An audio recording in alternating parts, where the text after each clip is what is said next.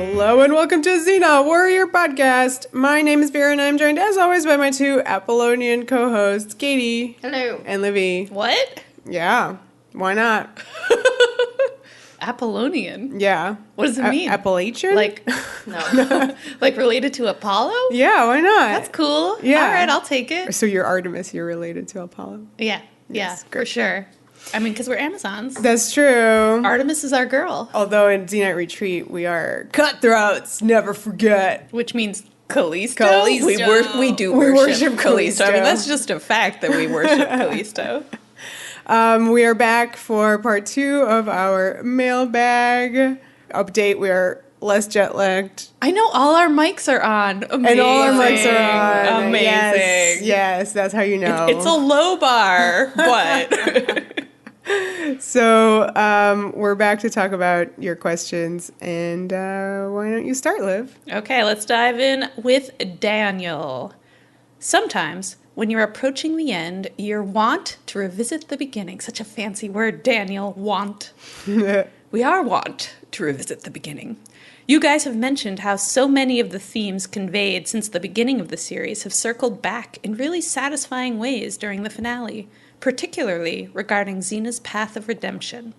I think this carries over with the musical themes as well. At the beginning of the series, Joe LaDuca uses a female Bulgarian choir in the track titled The Warrior Princess, which was used whenever Xena was about to kick some major ass. In Friend in Need 2, when Gabrielle gives Xena water from the Fountain of Strength, and Xena has that superhero moment where she transforms back into her well-known leather hero outfit, the music cue they play in that moment is those Bulgarian vocals from The Warrior Princess. Very fitting. Joe LaDuca also utilizes that Bulgarian choir in the opening theme song of the show, underneath the famous Don LaFontaine's voiceover. And it's so interesting to see the translation of those lyrics. Daniel goes on and writes out some Bulgarian, which I will not read because I think you can guess that my Bulgarian pronunciation leaves something to be desired. But here's the English translation. The warrior princess rides alone. Her past drives her from shame. Against the forces of a dark world, she fights for good, not for fame. Whoa. It even rhymes. Yeah. I actually didn't realize that there were... that there was like there were lyrics? Well, I knew that it was Bulgarian, but I didn't realize it like had some kind of meaningful content for the show. This Wow. reminds me, I know you're still reading, but like there were other translations that I'd seen before, and I can't find it, and I'm going slightly mad it was in a book about music and to do with the Bulgarian women's choir. Didn't know. Now I'm going to get it wrong because I can't re-find this book because it wasn't a book about Xena, but it was a book about music and all this stuff and like this type of music. And there was this whole thing about how they all just thought it was gibberish. Oh no! And like hated it or something. Maybe not hated it, but that it didn't make any sense. So maybe it's just like not the most like accurate Bulgarian. A Bulgarian speaker didn't come up with these words. Well, I think that I'm not. Yeah, maybe it was like reverse. I don't know. Yeah, it's like the equivalent song, of Google Translate. Oh, it is. Right? I didn't realize that. I don't know that the lyrics are, but the there's like melody. something. It has a name. That's really cool. Fuck. Well, I'm not ill prepared for this question. I'll find it later. But there's a name of it, and then and I just can't find this thing for life. That was really funny when I read it, and now I'm sad because I can't find it again, and now I'm misquoting, and it's sad. Yeah. Okay, let's return to hear what Daniel has to say about it. It's so fascinating to see how they wove the idea of Xena's redemption arc into every aspect of the show, down to the background vocals of the theme song. It is pretty cool, I have to say. I agree. Mm-hmm. Anyway, this is a super long email, but I guess my question for you guys is this. I know none of you are professional musicians. Right. One of us is. Her name's Alanis. Yeah. Alanis isn't here. I don't know what you're talking about. Shit. But if you were showrunners on the hypothetical Gabrielle spinoff that followed her adventures after Xena's death in Friend in Need, what kind of notes/direction would you give to the composer of the theme song? Would the song be hopeful, mysterious? Would it have a touch of melancholy like Xena's theme? I love that question. That's really Because I do. I interesting. feel like the song would say so much about the tone of the show. Yeah. I think Xena's theme song definitely, does a lot of work for telling you, like, who this character is and what her world is like. Interesting. I think it would be slightly, like, hopeful. Yeah. I guess. I agree. Yeah. I feel like Xena's song has a lot of pain in it. And I'd like to see Gab's, I guess, have more, like, yearning. Right, yeah. Yeah. But she's, like, looking, like, forward versus Xena's was more about the past. So, yeah. Yeah, I think that's cool. Yeah. Gabs is looking into the future, Xena to the past. I do think, and, again, not a professional musician and know nothing about it, but, like, if there was some way of, like, putting in some of Gabrielle's, like, bard energy to it, like, finding, the way that people have tried to, like, reconstruct, like, how, like, Sappho's poetry would have sounded, in song. Like, doing some of that for Gabrielle's theme song to kind of pay tribute to the fact that she herself is sort of a musician.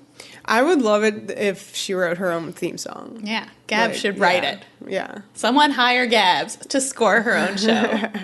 Okay, Daniel has some follow-up questions. I'm actually just eager to hear what ideas you would have for a Gabrielle-focused show in general. Would she keep her katana and her sais and Xena's chakram? She's got a lot of weapons, this girl. She's very small, too. How can she carry it all? Would she have an outfit that showed off her badass dragon tattoo? Would she stay in the land of the pharaohs? Would she go back to the Amazon nation? Would she become obsessed with trying to find a way to bring Xena back? What direction would you guys take Gabrielle's character? We sort of touched upon some of this in the last mailbag, but we can continue spinning. Continue spinning that spin-off. Yeah. I wonder if she could, like, not even have the sai. I wonder if she could get an entirely new weapon. I would love for her to master swords. So she was beginning to. Yeah, I guess she could keep the katana, keep the... Obviously the chakram. Well, the chakram has to keep, but, like, her dragon tattoo. It is interesting how, like, like the Japan sort of scar on her would remain always, like, as in if she keeps the katana and it's part of her, as is her tattoo. Yeah, it's true that would be cool to have. It is interesting. Some you wouldn't think that would be a part of her, but, like, I guess that's kind of a representation of Xena on her physical body. Yeah, but I would love for her to get some new stuff too. Yeah. Yeah. I agree. And it's hard to, like, come up with, like, what the new stuff would be. A cool little backpack for all her writing. I think she would have a little mini backpack. a little laptop. Yeah, there's a part of me that, wants her to come up with, like, some new advanced version of the bow staff, for it to finally return in some form. No, she's evolved. It could have, like, pointy bits on the ends to, go with her new warrior. She did knock the pointy bits off. And now she glues them back on. She glues them back on. Yeah. I don't think she needs that. I think she's beyond that. You think you're like asking for her all the way? Yeah, you're bladed weapons. Totally, in a new outfit, like. For sure, she's evolved to a blade outfit. She's gonna be making, like, literal life and death decisions for people. Like, she's the hero of the story now. Like, she cannot have a stupid staff. I mean, I think staffs are cool. They're cool, but not as cool as sword. Donatello, come on, definitely one of the coolest Ninja Turtles. I was always a Raphael girl. I love Raphael myself. Too. But that being said, what about the outfit? What would it actually look like? I just want to say that I do Turtle. think that the chakram is her weapon now. Yeah, but I mean, like, as much as Xena's weapon, but she had a sword as well. Yeah, no, I know. Yeah. The chakram's for but very I want to highlight. Yeah, I would situations. like to highlight that, like, that sure. maybe replaces the sai. Yeah. Because, like, that's what happened in the show.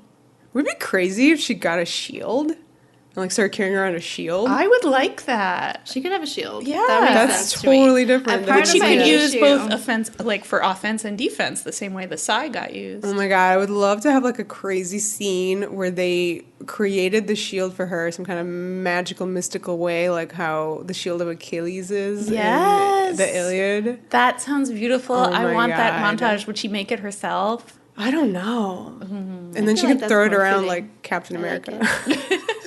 Yes, Well, I like that that's his defensive weapon that fits. Yeah. I feel like they're on the same page. That's why I was like, having trouble with this question, because I know violence is still part of her life. It's always going to be. She's aware. She's progressed. She's very, like, that's part of it now. Yeah. But, like, her having, like, her special weapon, like, to me anymore, it's like she caught the chakram. That's hers. Right. That's hers now. And all the other weapons are, like, the weapons that they sometimes use when they're not using their weapon that is their weapon.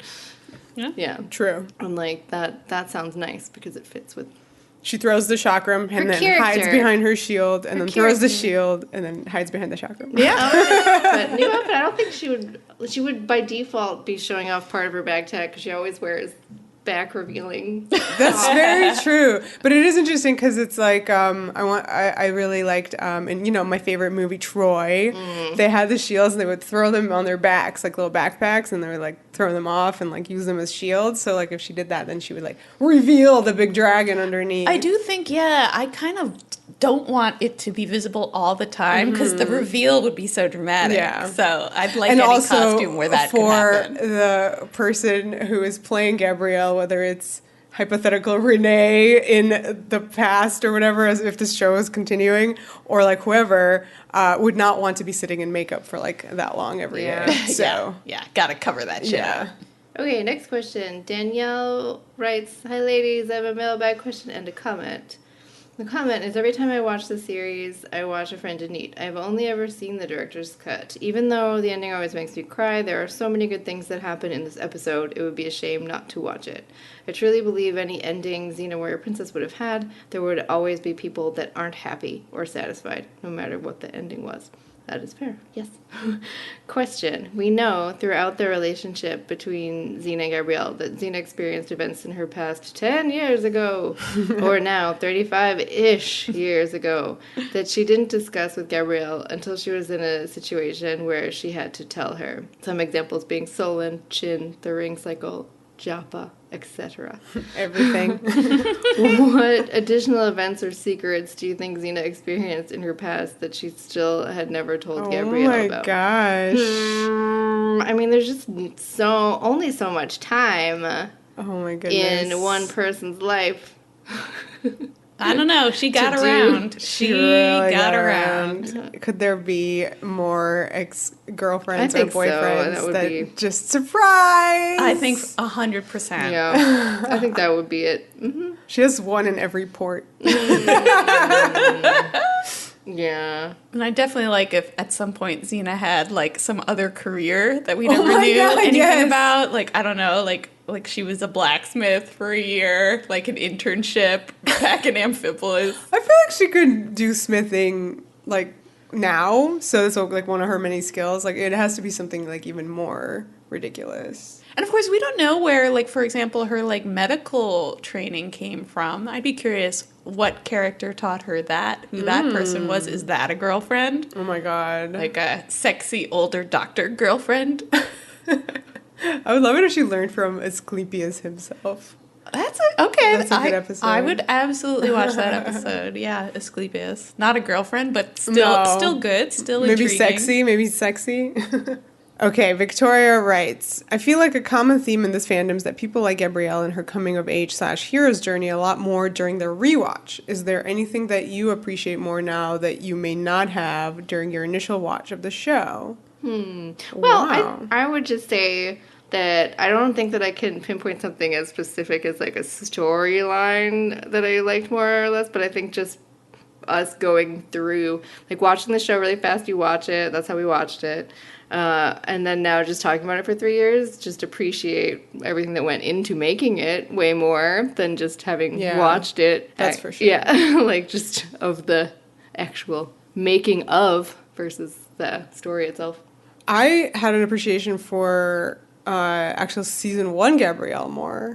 Yes, like, I would agree with that. I vividly remember like missing her when she wasn't in episodes because I really loved. I forgot how goofy she was in the beginning. So goofy. Because like you have this image of like the hardcore Gabs, And then, like, the sweet little innocent baby angel. And it really changes your perception of her going back to sweet baby angel after seeing hardened adult Gabs. Like, there's such a wistfulness about it. Like, when you first watch, you're not necessarily annoyed by her, but you're sort of... I never found her annoying. You get impatient in places. You're supposed to. It's part of the plot. I found her outfits annoying, but... Her like ridiculous little self. I mean, like, remember that time she had the ridiculous pan flute? Yeah. Like, come on. Just doing a little thing. Oh, see, she's so a musician. She's writing that theme tune right there.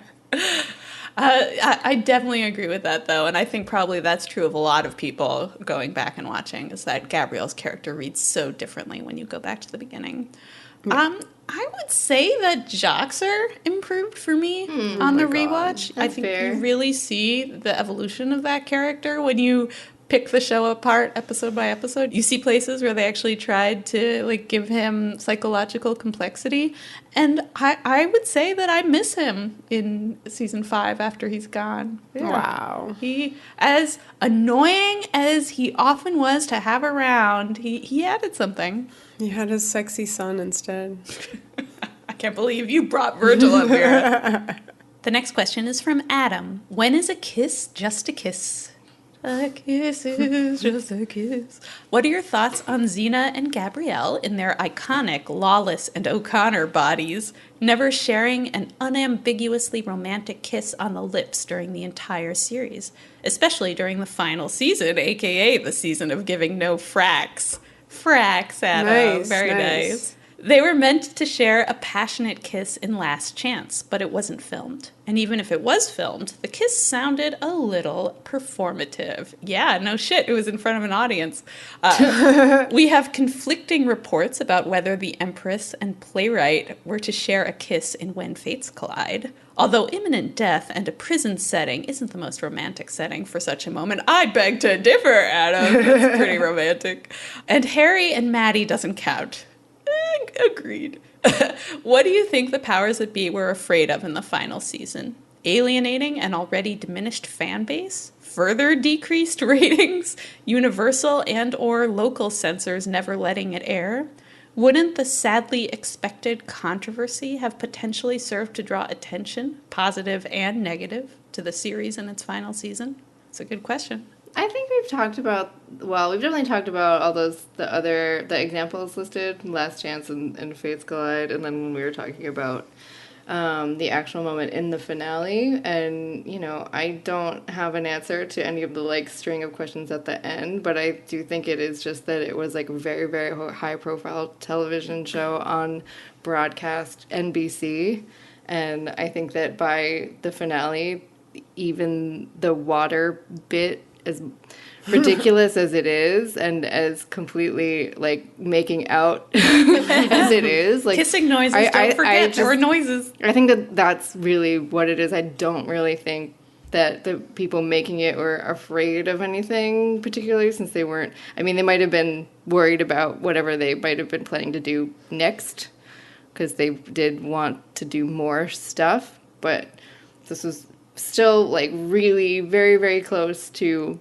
Buffy and the Willow and Tara kiss, which was really one of the first ones on primetime, and that was, like, under the radar on UPN at that point. Right. Or, no, season 5, so it was still... Oh, it was still WB. WB, yeah, not CW, but you know what I'm saying. I don't think they were afraid of anything. I think they just were on NBC in 2001. I think it's always comes back to that. Yeah. It's important to remember that, like, every decision you make on a TV show, it can be a negotiation. You know, there's always people you're answering to for literally everything. So, I mean, the kiss that we got was, you know, a triumph over that process, over the various people at the network, at the various other production companies. You have all these layers of oversight on a TV show that you have to get past, and, like, they got that past. Right. So, yeah. Okay, Camilla writes, after everything they have done, would Xena and Gabrielle go to the bad place or the good place? I'm of two minds about this, and I think an argument can be made for either both, but I want to hear your thoughts. If you've seen that show, of course, LOL.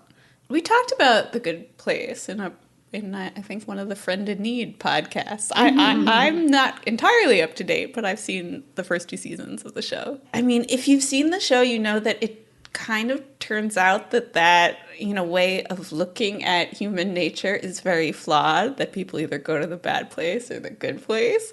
And that maybe actually, huge spoiler alert, I guess, for the good place. But, like, everybody on that show is basically, like, going to the bad place. And that's okay. So, in that sense, then Xena and Gabs would go to the bad place. And that's okay, because it's impossible to get to the good place. If this is indeed the good and bad places represented in the TV show The Good Place.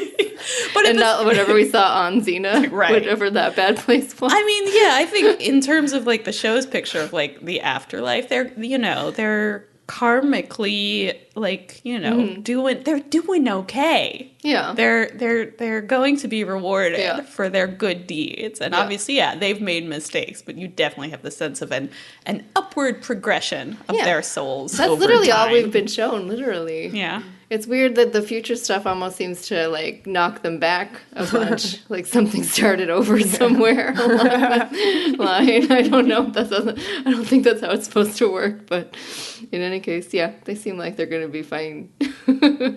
Okay, Kate Dillon writes, had there been a Xena movie after the finale that managed to bring Xena back, how would you have liked to see them do it? Also, if there were a decent reboot, how would you like to see Lucy and Renee pass the chakram and Sai, respectively? I guess sprinkle her ashes and do a little spell. Like how literally they would do it. Like it would have to be about them finding some kind of loophole so that she doesn't mess up the 40,000 souls. Right. Easily Otherwise, done. It's like really disrespectful to her wishes. Yeah, that's very true. Yeah. Ooh, can there be time travel involved somehow? Ooh. I mean, what is Kronos can be in it? I don't know. Time gods. Time gods undo it. They just undo the finale. That's so fan servicey. Yeah, it makes me want to cry. Like, take a giant eraser and go. Fine, we'll go back to sprinkling her ashes and doing a little spell. I mean, did you see them doing something like that? Like, right after, if this was like 2002 or something. I can easily see them do that. The time travel. Yeah, for sure. It's not like they haven't done it on other things. Okay. I feel, here's what I would do. I would not have Gabrielle working to bring Xena back. I feel like that is not good for her character. She needs to be moving on. Yes. She needs to be honoring Xena's legacy, so it's not her somebody else. It's Ares, probably. It's the kind of thing he would do. Yes, he does it against her wishes. It's shitty of him. Else. But I love that, like, Xena would show up and, like, Gabs is, like, living her own life and has had all these experiences and is, even more mature and tough. And I would love to see, like, the weirdness. She's like, it's you. I mean, obviously she'd be happy to see her. But welcome back, Xena. Welcome home. I think it would be cool to actually see, have the power dynamic so shifted that Xena has to like figure out how to negotiate her way back in. Xena's like, I see you've redecorated. You imply a significant amount of time has passed. I think so. A year. Gabs is queen of the whole 10 city. Years. It would have to be, let's say 10 years. Oh my god, that would be so creepy. And then suddenly Xena's back. It's like Castaway. What? Guess who's back? Castaway, yes. You move on. Yes. Oh, I forget how long. Xena would have her little Wilson. She'd sleep on the floor. But also, I would want Xena to be messed up. Really messed up. Yeah, because we were talking about this and using, the Buffy plot development with Buffy coming back from heaven. Way more messed up than it's hard. Once you've kind of had that apotheosis, you're done. The fact that you have to start all over again is upsetting. Oh my god. Yes. So yeah, I think this would be maximum drams. Gabs has moved on. Xena has moved on in a different way. And now they have to, figure out how to travel together again. They have to live in an apartment together in the city. It's a sitcom.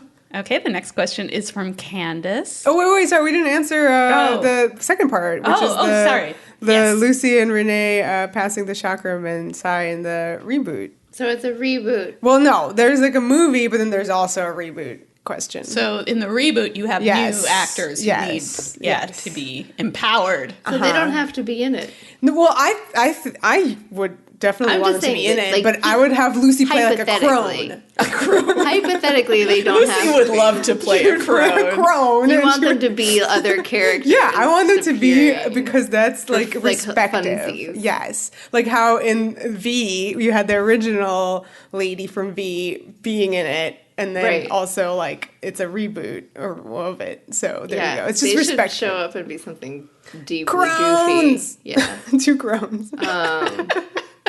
Yeah. Okay. That's as far as we get. That sounds like we're being away. Where, like, that just really sounds funny to me. Could they play the gods? Could we get them in, like, more, like, cool... I don't know. Cool. One could be like running the Amazon. I don't want them there as like a regular recurring. Yeah, but you could have it as like a. So I very intensely said that. I feel like everyone is gonna be like, "What the fuck?" One episode stunt cast, but like make it a good part for an Amazon queen, and then she's killed immediately. Yeah, like it shouldn't be just like a glorified cameo. It should be like a bit. Give them something to do. Right, so... I would be okay with the cameo. Yeah. I just don't want to get distracted. If it's a reboot it. They don't need to be in it. I'm being very intense. I'm sorry. I definitely want them to be a part of the reboot. Sure. For sure. As like a respectful, like we were in the original, this is our minor role. That's it for like one episode. They'll have like one line to the leads that'll feel very like... torches past. Sure, yeah. If you're a fan of the original, if you don't know shit, then you're like, cool, this character was here as a crone. Crones. Okay, yeah, sorry. I still think it would be distracting. I don't think it would be distracting. How is it distracting to have, like, what's his face was on Battlestar Galactica reboot, like... Yeah, but that I didn't personally have a connection to that. That's the difference. So I'm talking to my own personal... You're talking about Richard Hatch? Yeah. Yeah, like... Sure, you can have some of them have a recurring role like that. Fine. I would be just sitting there going like, ah. It's not the same, but like on Supergirl, like Wonder Woman actress was on it. Yeah, but even though it's not the same, but whatever. Playing like the president. Yeah, whatever. She's on it. It's like you get it. I like the idea of them being like female leaders in that same way. You know. Where you have this thematic idea of like this trailblazer who's sort of there being a trailblazer. Yeah.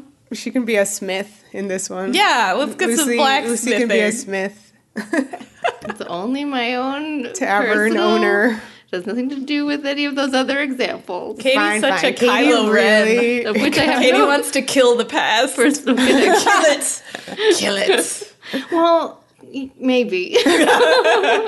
Okay, so Katie's not into them being at all anywhere near it. No, I am into them being, like, in it a little bit. I'm definitely not into them playing Xena and Gabs. Hell no. But, like, definitely just, you know, respectfully being there, giving a green light to the whole thing. Sure. It's just difficult to envision. And I'm sure, as the examples were pointed out, that it can be done. It can be done. It will just, I will be sitting there laughing. And that's all. Not because anybody's being bad or anything is bad. Just because, like, it pulls you out of I will be, precisely. Because suddenly you're thinking about the original series when you're supposed to be thinking about the new one. Which, per those other examples, I was not doing because I didn't watch the original Battlestar Galactica. Anyway, go ahead. Okay, Candace's question. Who is your favorite character, main and secondary? Mine, says Candace, is Gabrielle and Effany. Good choices, both. Would it be Xena and Gabrielle? She's not a secondary. Main and secondary? No, you only get one main choice. One main choice is Xena. 50. Secondary, Gabrielle. Oh, shit. Shots fired. That's not how it works. Okay, so what's yours? Mine? Let's see where allegiances lie at this podcasting table. I would be... What do you mean allegiances? I freaking always hate these questions because I feel like there's a difference between... Not that it's a bad question, but just personally to answer. That, like, choosing between Xena and Gabrielle is, like, they're both great. And I love them both. in equal measure. I love Gabrielle when I, like, in terms of being in fanishness and doing fan stuff, I find that journey is more relatable, and thus that's where I, like, gravitate in that respect, just personally. But it doesn't mean I love Xena all that much less or something. What about secondary? Autolycus. Autolycus. All right, what's yours? Ooh. Main character, Citrina. Secondary character, Crabswoman. Fight me. Those are so good. I can't even follow up with that because mine are like normal, like fucking Xena, number 1. And then Callisto, number 2. Yeah, I mean, honestly, I would say the same thing, probably. But I love your answers the most. But with a special love of Boreas, like, in there, sure, too. Yeah. That's, like, you know, even more tertiary. Like, you have to get down I went deep. Many tiers. Yeah. Not, like, super deep, but deep enough to be like, I just love Bruce Campbell. Yeah, which is fair. It's a fine answer. And yeah, I do love... None of you said Aphrodite. It's hard to choose that because it's like, you need a bigger list. That's why lists suck. And Aphrodite, you know, I look back at the whole series and I want more. I feel like she didn't get enough appearances, actually. Like, I want more from that character. I fucking want more. So we're really answering, well, main and tertiary character. Yeah. Certainly in it more than Callisto, probably. That's episode number-wise? But not, I wonder. Not lead-wise. Yeah. Callisto really like, is in charge of her plot. Yes. Most of Aphrodite's appearances are pretty silly. Yeah, that's the problem with her is that like 98% of them, with the exception of like 2 episodes, are like silly AF. Okay, next question's from Elizabeth. Have any of you read the fan scripts for the virtual season 7? And then there's a link to them. If you have, what are your thoughts? She says that she read a few of the episodes but couldn't stay engaged. So I have not. I don't really read a lot of post-finale fic or post-finale stuff. I just haven't. So no, I haven't really read these. Have you guys? Back in the day, I forget when we were... It wasn't actually when we were talking about Last Chance, but we were, I guess, discussing Sappho, and someone linked us to... one of the, I think maybe in like season 8, they do like their version of the Sappho episodes, and that's how I discovered them, looking at the Sappho ones. I think it's a 2-parter. And it's cool. I recommend them just for like, I really appreciate the format of it, that it is sort of written like a TV script, but then like illustrated with pictures. Oh, like, fun. As close really as the fans could get to, you know, creating a sort of, you know, audio visual experience. Cool. Yeah, with dialogue and a visual. I really love the format, and yeah, it's amazing how much of it they've written.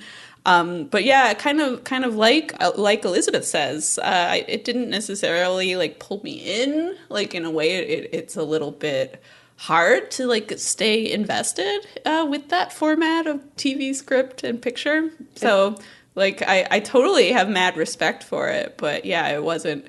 I can't say I wanted to read on. Is it all Melissa Good, or is it different? She's involved, yeah. Okay, so it's a bunch of different... Yeah, it's just like a TV show in that they had a writer's room. They had like different writers pitching ideas. I believe Missy Good's, at least the Missy Good episode that I saw, is something that she had like talked to Rob about in the room. So it's something... So I will check this out. Yeah, it's a pitch of hers about Aries. Pass. Which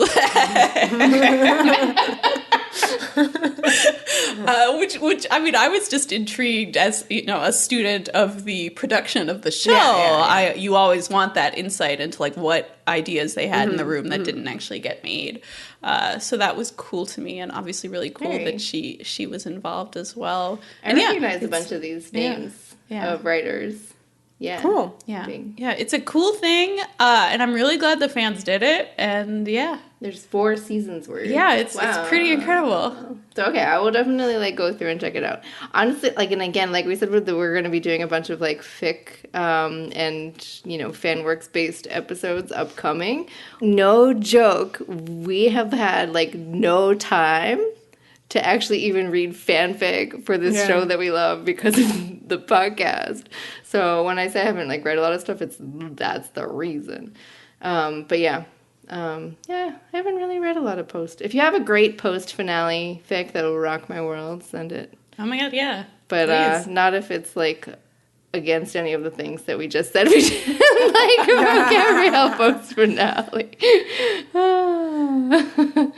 Okay, Sarah from Columbus writes, have you read the Dynamite Press 2019 run of the Xena comic? Seeing Xena and Gabrielle unabashedly kiss was emotionally affecting for me. If you've had the chance to read it, I'd love to hear your thoughts. Okay, so we haven't read it yet, but we are definitely doing this for our patron-funded episodes upcoming, so we are going to be reading it. However, I have seen those panels, and you guys have as well, right? Yes. And I've also seen some comments about those panels, and I totally understand, like, and this kind of harks back to our earlier question about no kissing on the show without the qualifier, so that this, like, quote, seeing Xena and Gabrielle unabashedly kiss was emotionally affecting.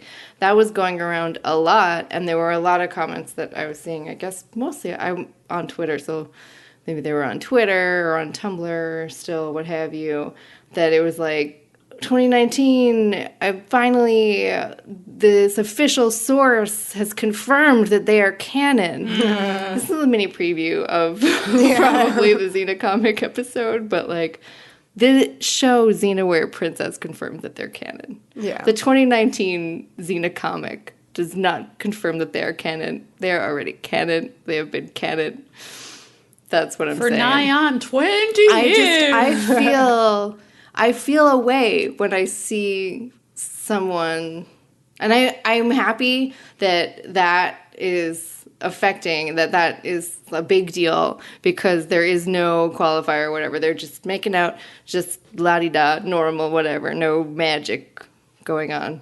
But no water transference. In the year 2019, to sit here and go, oh my god, they're finally canon? Nah, they've been canon since 1995, whatever the fuck.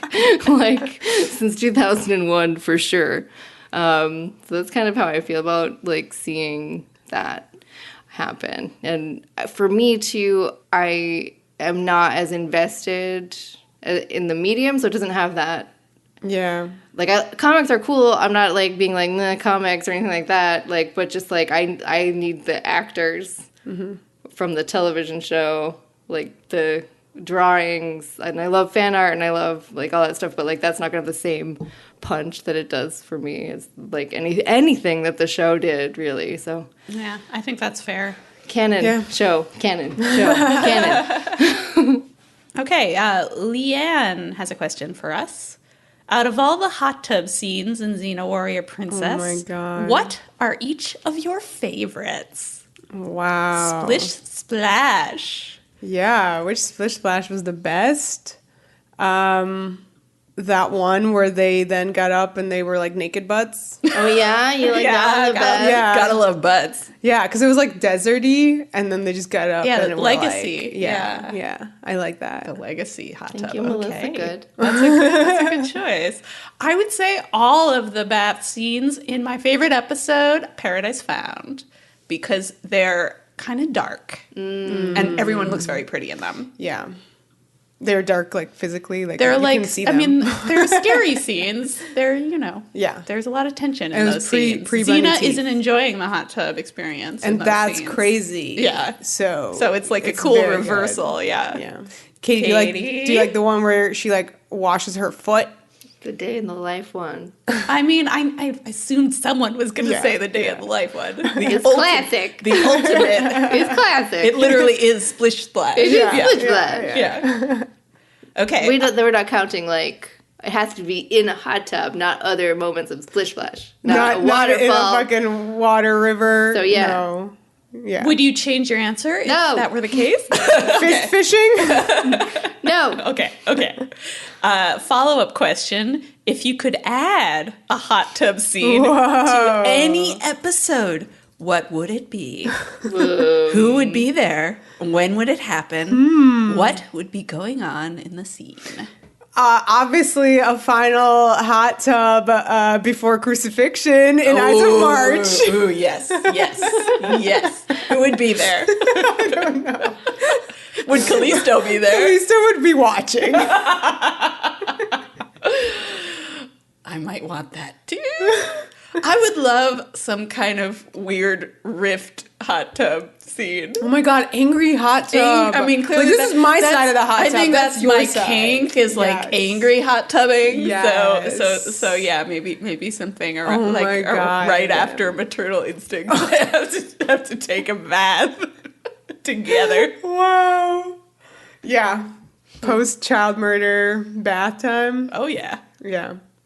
Katie. No.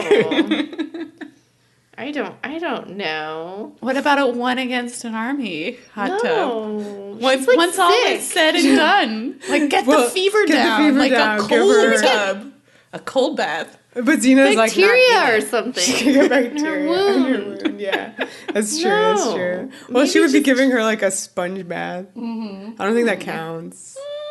I'll do something horrid for Vera. Oh, yeah, give it to me. Well, they always had a farm, and they're all in the hot tub. Oh, right. I don't mind season 6 Aries. All right, fine. Yeah. I approve. Put Horace in there, I was going to say Horace also gets a bath. What? Too hot. Oh. Nora asks, who is the horniest character in all of Xena? K, thanks, bye. Wow. I think we, the podcasters. Is it Xena? It is Xena. I think it is. Probably Xena, yeah. Easy peasy. She was Xena, the horniest warrior in the field of battle. The power, the passion. Emphasis on the passion. Yeah. Kathleen asks, what is your take on My Life is Murder not being renewed? Disappointed. Yes. It's cute. It's a very sweet little show. It's cute as fuck. I enjoy the shit out of it. I mean, I can see why it's not being renewed. But it actually has a lot of pretty decent, like it got decent reviews. Sure. Like it did. It's very, if you haven't seen it or aren't familiar with it, it's the show Lucy just did in Australia. It's a very like lighthearted, cozy murder mystery show. It's like Rizzoli Now's minus Isles, I guess. I guess. And yeah, it's really nice. It's like you know who the murderer is like 4 seconds in. Yeah, it's like a Law and Order. It's like not about that. Yeah. The synopsis is really funny. It's like just about like fearless and intrepid like retired detective Alexa Crowe she solves cases that for some reason the cops can't cop solve. Guy doesn't want to solve. So even though they're very easy to figure out. Very easy to figure out. I can't figure out if she's getting paid for it or not, or just she's doing rich. It for she's pro bono. She's rich for some reason. Her husband's dead. Money. The life insurance you policy. You have to watch it to find out. And then the other part of the synopsis was that while also dealing with the frustrations of everyday life. It's like how her olive bread is bad. Yeah. Or something. Like basically. She can't figure out how to set up her coffee machine. Yeah. She's really cute in it. She's really good. I enjoy it. I assume that it just didn't have a lot of eyeballs on it in Australia and New Zealand. I also saw some scuttlebutt that the channel itself is changing gear. Okay. That they're doing relying more on reality. So it's kind of like wrong time. Yeah. So if they're changing brand direction, then even if it does have nice reviews and decent ratings, which I'm not sure about the ratings part, I have no idea. Then that's a bummer. But yeah, I will miss it. We're not done with the season. No. Yeah, we're only about halfway, I think. But it's very good. I like it. You should watch it. It's on Acorn in the United States. Okay. Claire asks, your Friend in Need episodes were collectively over 7 hours. Oh my God. And that obviously is not counting the mailbag questions, which have covered a lot of Friend in Need territory. Claire asks, how long were they before editing? And also, what did you do after completing part 2? Collapse from exhaustion? I think I can quickly answer that second question. We went to Europe, which is quite a way but not like dealing. The following day. That's true, but really not that long after. No, it was very a marathon. ambitious. Well, because we already had that planned and like the way that the finale turned out, in our schedule, we needed to, like, bang them out, like, one we week. did them and back then, to back. Yeah, back to back, basically, in old school, every week schedule. Yeah. And that was, like, insane. I thought it was kind of like, it felt like a homecoming to return to our original schedule, sort of. As you remember, our very original schedule was 2 episodes every week. This, at least, was one episode every week. But it was certainly a marathon. There definitely was some collapsing from exhaustion. Yeah, all the notes, man, all the notes. But on the whole, I think I'm glad that we did it that way, because it was good to kind of, you know, see. I prefer, especially when dealing with these 2-parters, to just sort of see it all as one story. I didn't want to, like, break it up so much that we were, like, you know, losing our momentum.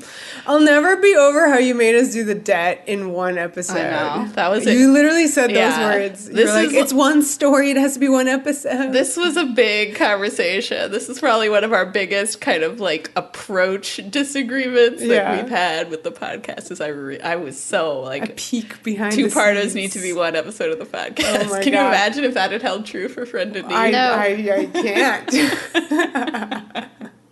Okay. How long were they before editing? I don't think they were that much longer. We generally don't cut out tons of, like, actual conversation. We're only cutting out, like, pauses and, you know, behind the scenes convos. You know, us talking about whether we need more drink. Like, that's what we cut out. So there wasn't that much that ended up on the cutting room floor, but certainly it was even longer. You better believe it. Yeah. Wow. I still can't believe we did that one for that long. That was crazy. Yeah. And there's still more to say, so look at that. I know. Okay, Camilla writes, we usually get to hear y'all give different viewpoints on some details in the show, but are there any big things, contentious story points that you disagree on? Things you have debated on and changed your mind after discussing, or haven't, if that's the case? Well, the big one that I can think of is, and I thought this was going to be a bigger deal going into Friend in Need, is that Vera has been adamant over the years that Gabrielle is not a convincing, like, new Xena, like, that she does not have the skills. She's not supposed to be that warrior. I think she was implied. But Vera says things like, "Oh, she would have died immediately." She would. She wasn't ready. Disagree. I think we talked about this before. I said that her training was rushed. It was the equivalent of the, like, somebody gives a 2-week notice and then they start like loading onto the people who are left behind. That's just how it works. That's how life works. Yeah. But actually, I feel when we talked about it for the podcast, after years of being like, "Oh God, this is going to be an argument," you actually were pretty reasonable about it. Yeah, and upon the rewatch and the podcast, I have decided that she's not bad, and she can survive a little bit longer than I thought. Oh, good. Oof. I still don't think she's really good with a sword, and that's a problem. And she could definitely use some more fighting skills. She should continue working on the flips on her own time. And then she'll get there. Yeah, she will. I believe it.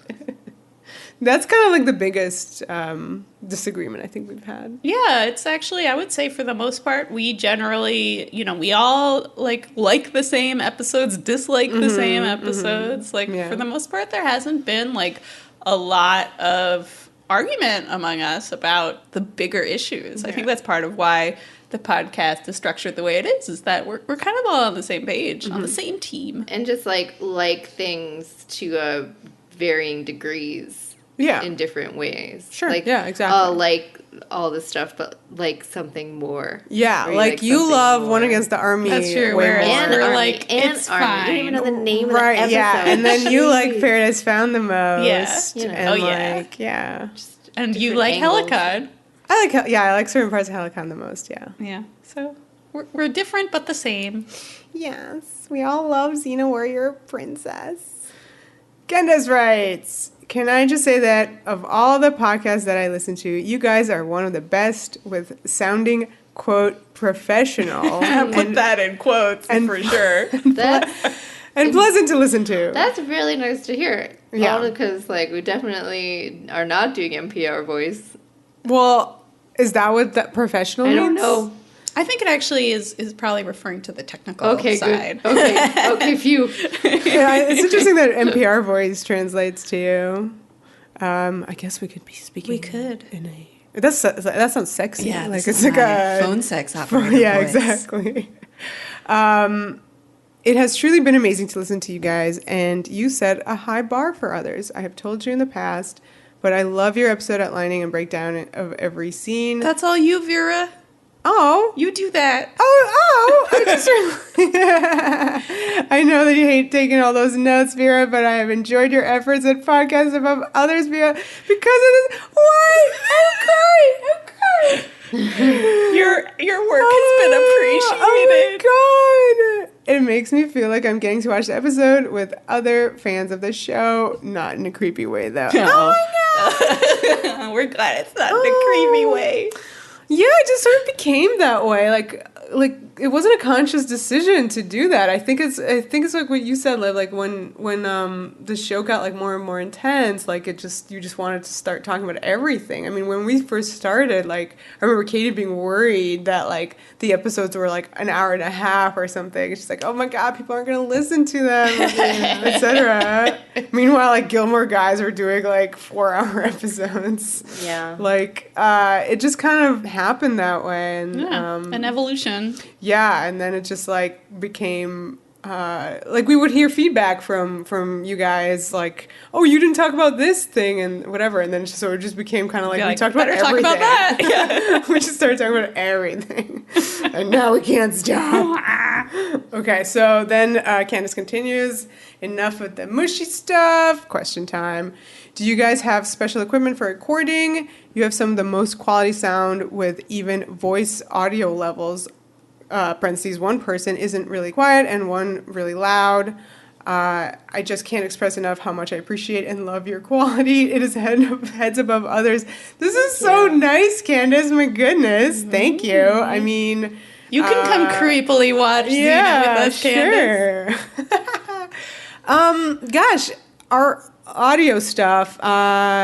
we did get an upgrade for our recorder, which we use a Zoom. Yeah, our patrons helped with. Yes, that was one of our first goals initially. It really helped because, let me tell you, if you're starting out, the Zoom H4 had a really like big, like hissy kind of like general floor, the audio floor. And not to get too audio nerd, but it only had 2 inputs. Yeah, so we were splitting the mics. Exactly. And we couldn't control the levels in the same way. Yes, exactly. So now, once we got the H6, it became a lot like easier to control levels. It's kind of like a mini mixer, this little thing.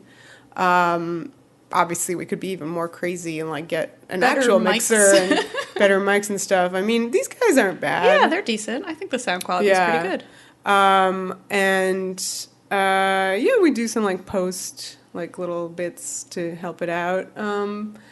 But we try our best. Sometimes sometimes we're jet lagged and forget to turn a mic on, but that's happened literally once. I know, and right at the end there. Yeah. I would also say, I'm not sure what other podcasts you're listening to, Candace, but one thing I've noticed from my very limited listening to of podcasts is our early decision not to have guests and to always record together in a room has really helped with quality. No one has ever Skyped into Xena Warrior podcast. We're just dealing with sound like in one space directly. I mean, you can't really like I'm saying that it's great if you have a podcast and it's certainly great if you get guests and stuff like that, but you can't always have people like in quote unquote your studio, which is this podcasting table. So if that's kind of like how you have to roll, props to you, you know? Yeah. You're immediately dealing with all sorts of production concerns that we haven't had. Yeah. We've been guests we were guests on Xena Warrior Biz via Skype. Yeah. So that's how it's done. But as far as us and the way that we roll, we try really hard to like keep everybody level. It's not perfect every time, but we really appreciate you noticing. That's really nice. Yeah. And just everything that you said was very, very nice. Especially for me and my notes. Okay, Sarah asks, how much money wound up in the problematic jar, and how do you intend to spend your earnings? Well, actually, I have not bothered to count the money in the problematic jar. Sorry, Sarah. I can ring it a little bit. Yeah, give it a little shake. That's not even all of it. Heavy. We actually replaced the jar. Yeah, we have 2 jars. So we had our old Boreas we have our Boreas jar and our new beautiful season 4 era jar made by Sarah Benninger. That our friend Sarah made for us. So I don't know how much money is in there, and it's complicated by the fact that there's just all sorts of coins in there, including like foreign currency. Yeah. So I think what I am going to do is just count it all out, literally just like the number of coins in there, and multiply that number by 25 cents. Gonna be really generous and assume each one is a quarter, and that'll be our final total. We talked about donating the money to charity. We are still figuring that out. Yeah. It's one of the many kind of post-friend in need questions that we now have to answer for ourselves. So we will keep you guys in the loop on what ends up happening with that. But yeah, we're happy to think that our various problematic utterances will turn into a solution somewhere. Yeah. Next question. Christine asks, will you all be at the 25th anniversary Xena Con, August 2020 in LA? We will not be at Xena Con. We will not be at the Xena convention. That's like the 25th one. We'll be at Xena Retreat. No other way to say it. No, we will not be there. We will be at Xena Retreat in April. Yeah. And that's what we chose. Very excited about Xena Retreat. Yes. But yeah, no to XenaCon. Alas. Far away. Far, far away. And then Elisa says, I have the tickets to Xena Con, and I've never been to a con ever. What should I expect? I also have never been to the U.S. or outside of Europe, so it should be interesting. Whoa. That's awesome, Elisa. You're very brave for doing that. Yeah. And we salute you. I want to know where you live, just because Europe's awesome. But you're going to L.A. That's fantastic.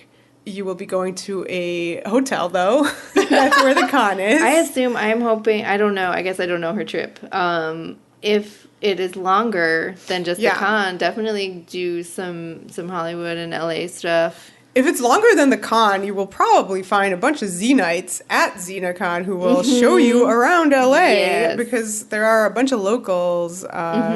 They will take good care of you. If not, LA is pretty famous, so you can definitely find some cool things to see there. I fucking love it, so it's just a blast. You will just see palm trees. It'll be just like the movies. It's crazy to be there. Go to Disneyland. Katie wants you to go to Disneyland. She can go to Disney Paris. That's in Europe. So what about advice in terms of going to your first con?